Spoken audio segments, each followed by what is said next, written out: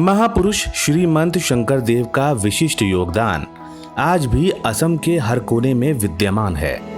असमिया भाषा, साहित्य, धर्म, समाज, संस्कृति आदि के क्षेत्र में उनका अद्वितीय योगदान है, जिसने असमिया समाज को दिशा देने का काम किया है।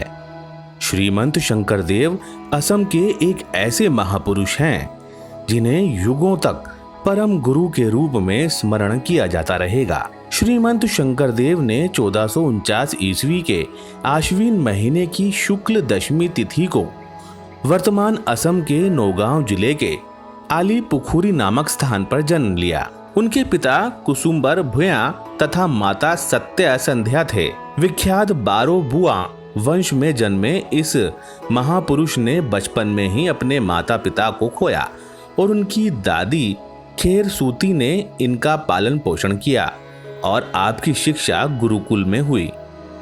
बड़े ही कम दिनों में शंकर देव 4 वेद, 14 शास्त्र और 18 पुराण शास्त्रों का अध्ययन कर इन विषयों पर पांडित्य प्राप्त कर लिया। ब्रह्मपुत्र घाटी के हर संप्रदाय से भक्त जनों को इकट्ठे कर एक सार्वजनीन समाज की सृष्टि की थी।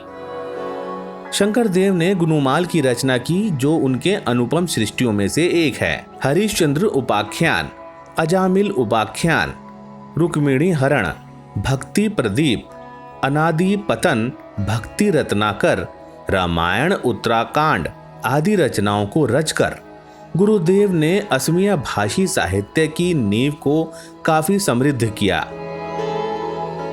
भक्तिकालीन साहित्य परंपरा से लेकर अब के समस्त असमिया साहित्य के लिए शंकर देव जी आदर्श के प्रतीक हैं। उनके द्वारा लिखित साहित्य ने असमिया साहित्य को विश्व साहित्य के दरबार में अग्रणी स्थान दिलाया है।